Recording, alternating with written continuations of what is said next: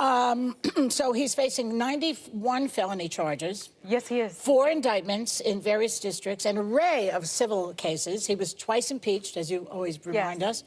So is there anything that we can do to stop this guy from running? Because obviously he's a traitor.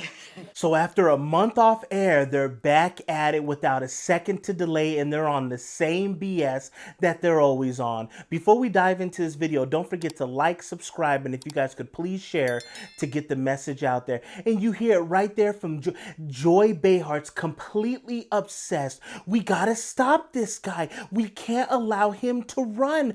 We have to stop him some kind of way. These 90+ felonies, nothing's gonna stop him. The impeachments, you can just hear the desperation in the voice. They don't care about anything else going on in the country. The country could literally be completely on fire. They are solely focused on Trump. And I will ask this again for the 18,000th time. If they got him dead to rights on all these charges, if Joe is so popular, the 81 million man, right?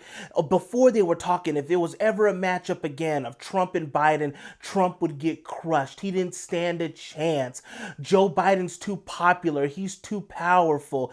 Trump has all this baggage. If they have him dead to rights, what is all this complaining about? What are they so worried about? And at the end, this is I talked about this the other day, their whole convoluted plan, this new agenda that they have is outlined once again right here from Sonny. Listen, I was talking about it earlier. There are conservative legal minds and experts that are saying that under the 14th Amendment, he is not even allowed to run, even though he hasn't been convicted yet. Because the 14th Amendment says if you've participated in public office after taking an oath to this country in an insurrection, you're ineligible to run. Okay. And so you have 2 lawsuits now pending, I think one in New Hampshire and is it Florida. So I really think that this legal theory is something that we really need to concentrate on. Instead of concentrating so much about on the indictments, I mean, I'm very excited about them myself, but I definitely think 14th Amendment all the way and just prevent him from running. The question... And there it is, the 14th Amendment. Really? So just like my previous question, if he was dead to rights, why do they need the 14th Amendment now? So what, they don't have no validity, the cases? Is that what you're saying? Or do we need a backup to the backup of that last backup that's in the trunk? Is that what we're looking for? Do you see how the goalpost keeps getting shifted? And at the end of it, you don't have to listen to me whatsoever. You could say, I'm just talking, I'm a conspiracy theory, whatever you want to say. What has the media gotten right with this dude since day one? From everything, from the Russian spies to the impeachments that none of them had any validity, was acquitted, what have they been right about on anything? He walked over the soldiers' graves and called them losers. That was a lie. Oh, he had the media and the crowd that was protesting. He had them moved out the way with tear gas so he could do a photo op. That turned out to be a lie, that there was an actual fire that was going on underneath inside the church, and they saved that before that burnt down right there on Pennsylvania Avenue. So what has the media gotten right with this dude? You're a member of Judiciary. Do you believe the president right now has been an agent of the Russians? Yes, I think there's more evidence than he is. Yes, and I think all the arrows point in that direction, and I haven't seen a single piece of evidence that he's not. An agent like in the 1940s where we had people who are Reds, to use an old term, like that. In other words, working for a foreign power. He's working on behalf of the Russians, yeah. There is a cost to us as a news organization to knowingly broadcast untrue things. That's what I'm saying. It's just the same regurgitated message, but this is actually gaining fuel. This is their gaining steam. This is their new motive now, the 14th Amendment. They even have a lawsuit right now in Colorado to take him off the ballot. So what, the court system's not enough? I thought they had him, right? The walls have been closing in. He's suffocating. His people are turning on him. He's running out of money. Grifter. All this stuff that they regurgitate, that they've been wrong. They're like 0 and 125 by now, if not more.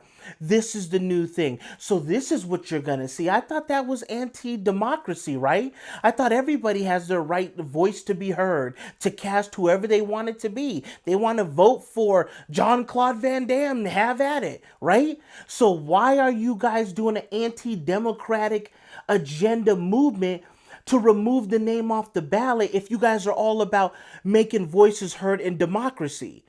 So it doesn't add up. You guys say that he's all about it. He wants to tear down the election, the fabric. Isn't that what you're doing with this? So that's what I'm saying. At the end of the day, you have to look at things objectively at some point. You have to look at it somewhat objectively, no matter what horse you have in the race. Which one's it going to be? The lawsuits that he's guilty on all this stuff, or we need to have extra measures because he's not going to be guilty? And we're all about democracy and all this other stuff. You can't have it both ways, but that's what these people like to do. So is there anything that we can do to stop this guy from running? And it shows like this, these women on The View just regurgitating the same message. That's what happens with the late night talk shows. And they've been off air for all these months and nobody cares. You wake up in the morning, you hear this. You go to work, your coworkers are talking about it. You go on break, they're talking about it. You get in the car, you turn on the radio, they're talking about it. You get home to cut something on and they're talking. It's just 24/7 cycle. And people are tuning these people out. And that's why they're saying the polls are neck and neck now. Because people are starting to think logically and think for themselves. And now we're going to implement this other measure because people aren't buying it. So now it's on to the next one. And people were saying, where's Whoopi at? What's going on with Whoopi? And they said that she has contracted the virus. That's what's happened. She has the virus. She's not doing too well. But don't worry. She Zoomed. She televideoed in. And let me just make sure you all know that it's actually me. See, it's me. I am not at Burning Man. I am not still in Italy. I am not, doing stuff. I'm not trying to change the outcome of the election. I have COVID. And she's wearing a mask in her house by herself. So here we go again. This is what we're doing now. With the patience of a saint, Dr. Anthony Fauci pleading again with the American people again to do one simple thing: listen to the science.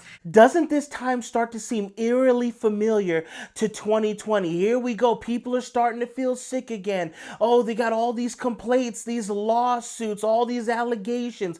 It's starting to look eerily similar to last election. It's kind of funny how all this stuff is starting to line up again. But maybe I'm seeing things. Maybe I need to get my eyes checked. You guys let me know. If they have them on all the cases, 90 felonies, I'm pretty sure that's more felonies that even Hannibal Lecter would get.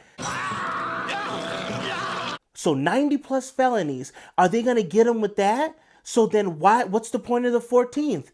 And the 14th doesn't even apply. And they know that. So you guys let me know your guys' opinion on this. Thank you guys for tuning in. Thank you guys for watching. Please be careful watching The View. It's not good for your health. No shit. And don't forget to like, subscribe, and if you guys could please share to get the message out there. And I will catch you guys on the next one.